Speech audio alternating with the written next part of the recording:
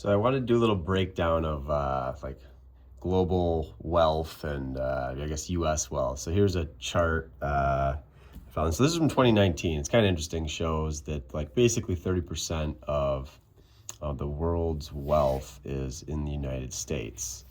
And then when you kind of break down the wealth in the United States, you can see that it's also very dependent on when you were born, just the different generations. Kind of the baby boomers seems like they probably had just the ideal time after the war.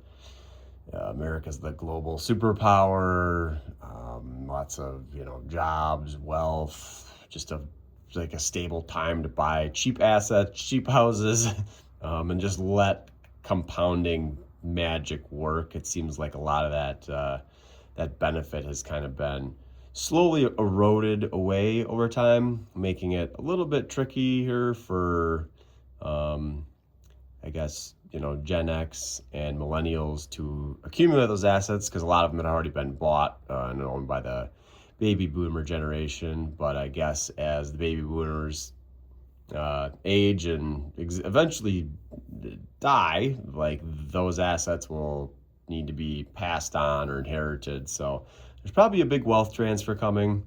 But yeah, it's just interesting kind of like how much just when you were born plays into wealth.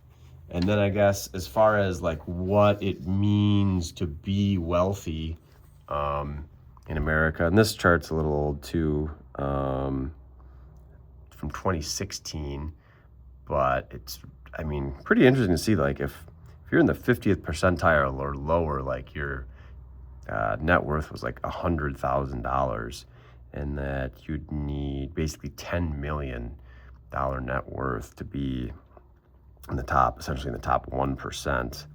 $1 million or above would put you roughly in the top 10%, and 10 million puts you in the top 1%. So that's kind of interesting. And then just geography also plays a really kind of key part of like what opportunities you have.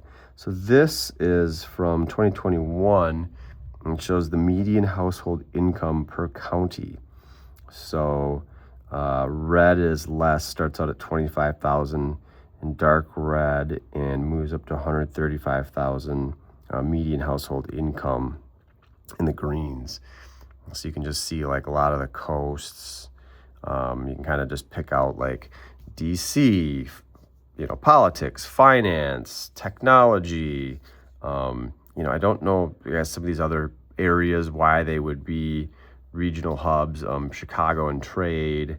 But yeah, just kind of interesting there. One thing I kind of found too is Hawaii actually kind of has a lower median household income. So this is like median household. This is like what you kind of earn per year, between 25,000 and up to 135,000. And you can kind of look at the U.S.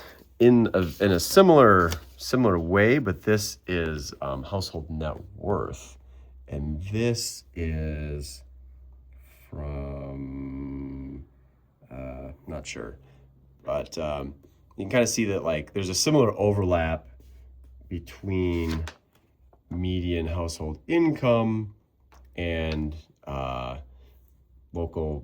median local household wealth, which makes sense. If you're earning more money, you're probably going to accumulate more, net worth.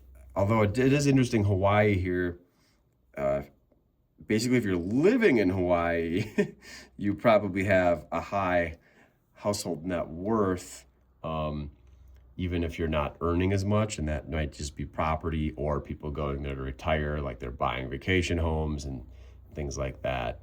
But yeah, I don't know. I just thought that those were kind of some interesting trends that just, I guess geography and time seems to play like a very important role in, I guess, the opportunities, you'll be presented with. Like if you're born in the US, there's so much wealth there. And if you're born in, at a certain time in the US, you're able to accumulate so much more wealth. And if you live in a certain area of the US, there's so much more industry and opportunity there. But yeah, just thought that was kind of interesting.